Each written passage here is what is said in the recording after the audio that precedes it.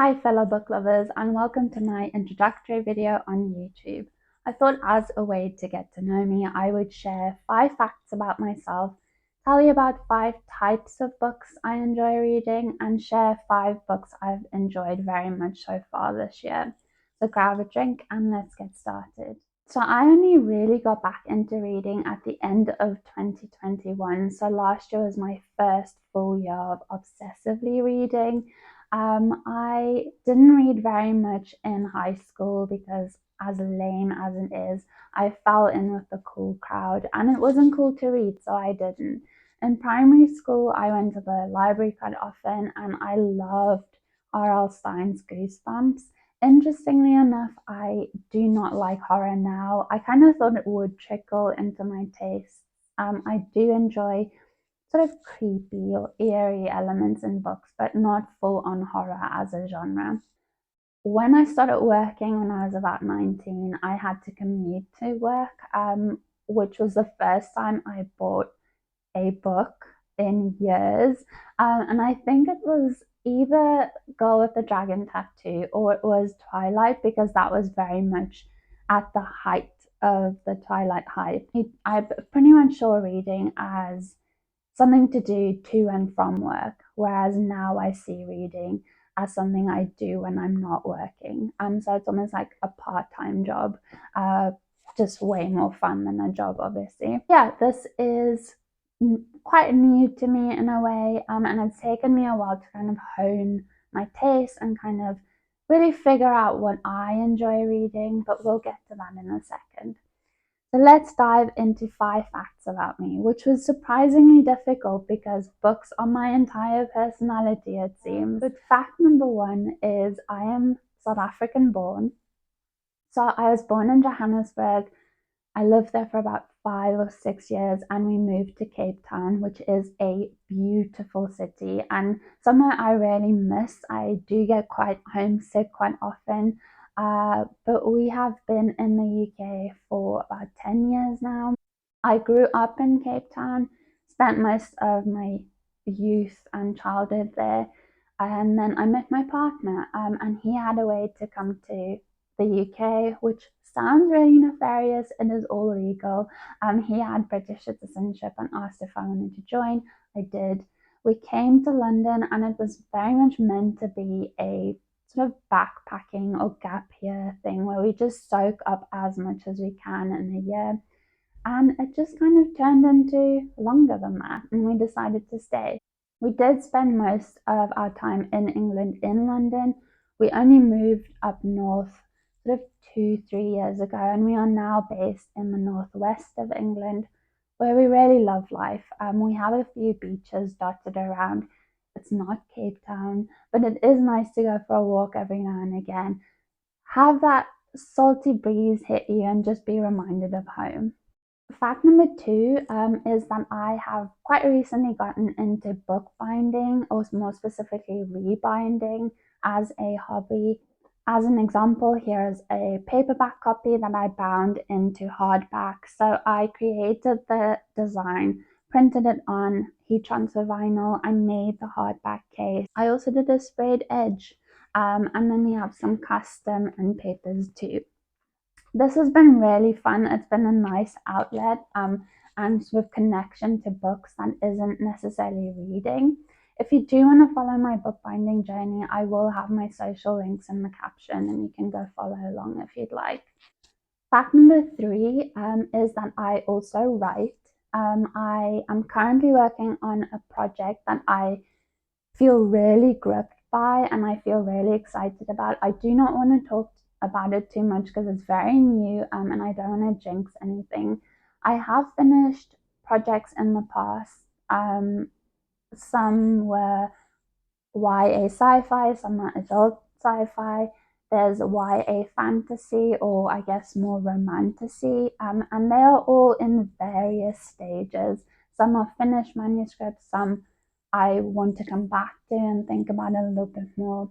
This one is adult fantasy, and it's going to be quite a character-led story, but I think this one is the first one that's felt really right for me and feels like the story I want to tell. So I'm really excited about that. Fingers crossed. Fact number 4 is I am an older emo. I am an emo kid at heart. I enjoy post-hardcore, pop punk, punk, metalcore, and then also emo music. So I appreciate the sort of origins of emo, so bands like Rites of Spring, but I do love a more modern day. So I do enjoy bands like Tiny Moving Parts, for example. My fifth and final fact is that I like the idea of coffee more than I enjoy coffee, which may seem untrue given I have an iced coffee. But this comes down to the fact that I suffer from migraines and they are mostly caused by caffeine. So I really need to monitor my intake. So when I'm reading books and there's descriptions of coffee, even when I'm watching television and someone's drinking coffee, I have this feral craving for coffee, but I know that I can't push it. So I don't know what I'm going to do when I'm reading Legends and Lattes, but yeah, that's my 5 facts. Now, as I said, it's taken me a while to kind of hone what I enjoy reading. I am fickle, so this changes often, but right now I am enjoying number one, character led stories. I don't care really if there's no plot, if you're giving me really strong and diverse characters. I don't feel like it's a fully fleshed out person that you're putting in your book, and I can root for them in some way. Number 2, I enjoy books with really pretty prose, which may seem silly because obviously we want well written books, but I enjoy prose that's lyrical but not flowery. I don't want to feel like it's trying too hard. It just needs to feel really naturally beautiful. Number 3, Greek retellings. So I recently fell head over heels in love with Greek myth and Greek stories, starting with the very popular Song of Achilles. So I read that last year, and since then I've read a few others. Some I've liked more than others, but I just find the subgenre is so intriguing, and I think it's doing so many clever things, and I will probably make a video to talk about all of those because I do enjoy them so much. Number 4, house books. And what I mean by this is I enjoy when the house is either sentient in some way, or it's this dreamscape, or it's haunted.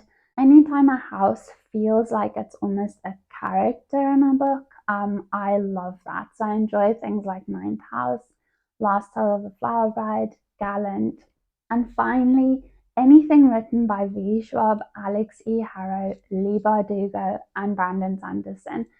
Those authors have never let me down, and I know it's something I can read and really enjoy. So they're sort of my go-to authors. I think someone that's going to be joining those ranks very soon is Aidan Thomas. I read Cemetery Boys and Sunbury Trials and loved both of those books. So those are sort of my authors I go to when I know I'm going to have a good time. Finally, I wanted to show you some books I've really enjoyed reading so far this year. All of these are 5-star books, starting with Cemetery Boys by Ian Thomas. I've just spoken about this. I love this book. It just captured my heart. It was so bold and vibrant. It felt really fresh and diverse too, which I really enjoyed. And I think the two characters need to be protected at all costs. I love this. Next is Legend Born by Tracy Deonn. I love the Arthurian legend. I love Bree as a character, but I also always recommend this book as a book on grief. I think it takes grief and it showcases it in a really realistic and raw and quite painful way, but I loved how real this feels. Clytemnestra by Constanza Casati. I only just finished this, and I was just talking about Greek retellings. This is up there with the Song of Achilles for me. I love this book so much. I think it takes someone who has been quite like vilified. Clytemnestra is seen as a sort of monster in ancient myth, Greek myth. But Constanza took her and really humanized her and told this really beautiful story. This one I highly recommend. Another book that absolutely wrecked me is Alone with You in the Ether by Olivia Blake. This I read at the exact right time, and I love when that happens and it almost feels fated that you should read that book at that particular time in your life. This made me feel very seen, and I just really loved it for that reason. Finally, we were just talking about this Last Tale of the Flower Bride by Roshni Chokshi. I love the form of this book. I love that it felt like this sort of dreamscape. I love that it also kind of felt like a fairy tale because there were so many references to folklore and fairy tale. And of course, the house element of this was really good. Really, really good read. Now, as for my goals with this channel, I do not know yet, and that's okay. But one thing I do know is I want to use this to really talk about books without a time limit. I think sometimes when you want to expand on why you love a book or you want to do roundups or reviews and really dig into them, social media does always have that time limit element. That's probably the same for here. I'm sure people lose interest. So if you have stuck with me this long, thank you very much for watching. I think for my next video, I'd like to do a mid-year wrap-up. So I really want to look at some stats, show you some books I've really loved this year, some I haven't, some 5-star books and recommendations. But we'll just see how it goes. In the meantime, you know a little bit more about me. I'd love to know more about you. So please comment and tell me a fact about yourself, a book you've really enjoyed. I love engaging with people. Also, I would love to see you back here. So if you do feel like you'd like to subscribe, I'd really appreciate that. I'm also going to put all of my social links in the captions if you do want to give me a follow. That would be fantastic. Like I said, I love connecting with people and talking about books. So yeah, let's see where this journey takes us. But I'm really excited to be here with all of you. So thank you again for watching, and I hope to see you again soon.